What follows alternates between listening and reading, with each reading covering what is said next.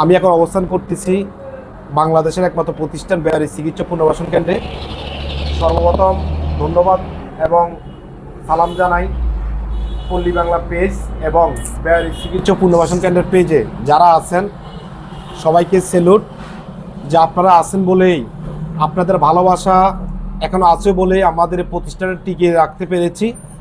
তো আনন্দের সাথে জানাচ্ছি, সকালবেলা একজন বেয়ারিশ মায়ের আগমন হয়েছিল, এখন আবার দুপুর প্রায় 4টা বাজে, 4টা বাজে মনে হয়, 4টা 20, আচ্ছা 4:15 বাজে। এই মুহূর্তে আমাদের সাথে সম্পৃক্ত হয়েছেন আরও একজন বেয়ারিশ মা, যিনি রাস্তায় পড়েছিলেন। উনি দীর্ঘদিন, আমি যতটুকু জানি, যে উনি বাসায় বিভিন্ন বাসা বাড়িতে কাজ করত। বর্তমানে ওনার কাজ করার সক্ষমতা নাই, ওনার পায়ে ফুলা চলে আসছে এবং উনি হাঁটা চলাচল করতে খুবই কষ্ট হচ্ছে। তো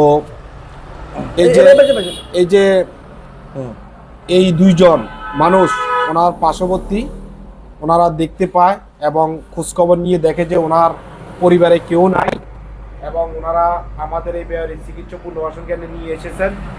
তো আপনারা যারা এই মুহূর্তে লাইভটি দেখছেন, সবার কাছে অনুরোধ আপনারা লাইভটি শেয়ার করবেন এই মা বাবাদের উদ্দেশ্যে। তো আমি একটু করে জানবো যে এই মাকে কোত্থেকে ওনারা নিয়ে এসেছে এবং ওনার মুখে একটু শুনি। আসসালামু আলাইকুম। আপনি কেমন আছেন? ভালো। ভালো আছেন? আছি।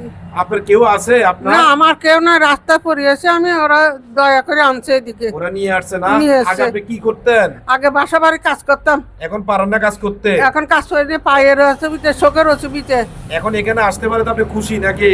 এখন আমি অনেক খুশি, আপনারা দেখি দেখে খুশি হয়েছেন? অনেক খুশি হয়েছি, অনেক খুশি হয়েছি। তো ধন্যবাদ। এই যে আপনারা দেখতেছেন, ওনার নিজ মুখেই শুনলেন, উনি এখানে আসতে পেরে অনেক খুশি আমাদেরকে দেখে।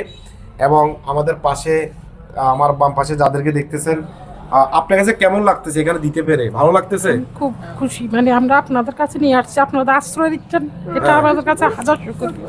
খুশি লাগতেছে না? কেমন লাগতেছে আপনার? আলহামদুলিল্লাহ খুব খুশি লাগতেছে। ভালো লাগতেছে না? এখন তো রাস্তা করে থাকবে না? না, ওনার টেনশন কে একদম মুক্ত হয়েছে। আপনার কি করে টাকা পয়সা দিতে হয়েছে আমাদের এখানে? না, 1 টাকা দিতে হয়, 1 টাকাও দিতে হয় নাই। আমরা মূলত কারো কাছে গিয়ে এই মা বাবাদের জন্য কারো কাছে হাত পাতি না।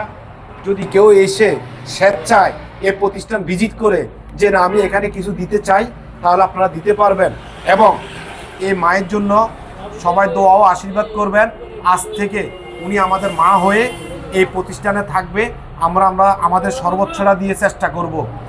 যারা শকত ভাইকে নিয়ে কুটো কথা বলেন, আমি আপনাদের নিকট অনুরোধ করব, আপনারা একটিবার আসুন, দেখুন, ভিজিট করুন যে এই প্রতিষ্ঠানে, এই 6তলা যে ভবনটি, এই ভবনে কাদেরকে রাখা হয়, যাদের এই পৃথিবীতে কেউ নাই, রাস্তাঘাটে পড়ে থাকে, পোকামাকড়ে খায়, তাদেরকে বাংলাদেশে কোনো মেডিকেল কলেজ, কোনো প্রতিষ্ঠান, কোনো হসপিটাল কোথাও স্থায়ী হয় না।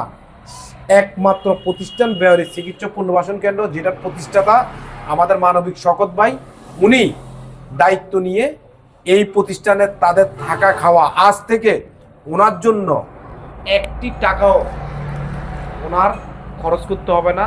এটার পুরো দায়িত্ব আমাদের যে শকত ভাই উনি নিয়েছেন। এবং আমার ডান পাশে আমাদের যে বেয়ারি হসপিটালের যে ম্যানেজার সাইদুল ইসলাম তৈব ভাই, যদি সকলের উদ্দেশ্যে একটু কিছু বলেন। ধন্যবাদ জানাচ্ছি দাদাকে এবং ধন্যবাদ জানাচ্ছি ওনাদেরকে, আঙ্কেল আন্টিকে।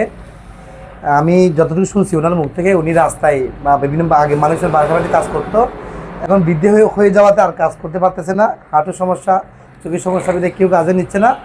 এই এমন অবস্থায় বিভিন্ন জায়গায় পড়ে থাকে রাস্তায়। তো ওনারা দায়িত্ব নিয়ে আসছেন এখানে। আর আমাদের গিয়াস ভাই, উনিও ওনাদের মাধ্যমে আমাদের সাথে যোগাযোগ করছে।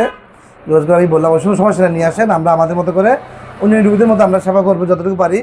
তাই আজকে নিয়ে আসে। তো আমরা ধরুন একটা জিনিস ক্লিয়ার করলাম, সেটা হচ্ছে আপনারা যে সমালোচনা করেন, আসলে এরকম একটা মানুষের দায়িত্ব নিয়ে দেখেন, অনেক আছে সমালোচনা করতে পারবে, কিন্তু দায়িত্ব নিয়ে নিতে পারবেন না। বলা সহজ, করাটা কঠিন। এবং আমরা করি, বলি না। এটা হচ্ছে আমাদের সবচেয়ে বড় ক্রেডিট, আমাদের মানুষের ক্রেডিট। ইনশাল্লাহ আমরা আজীবন করে যাবো। আপনারা সমালোচনা করতে থাকেন। সমালোচনা হচ্ছে সব কাজের আরেকটা সফলতা। তা আপনারা সমালোচনা করেন, আর আমরা আমাদের ভালো কাজগুলো করে যাচ্ছি। ধন্যবাদ। ধন্যবাদ সাইদুল ইসলাম তৈব ভাইকে।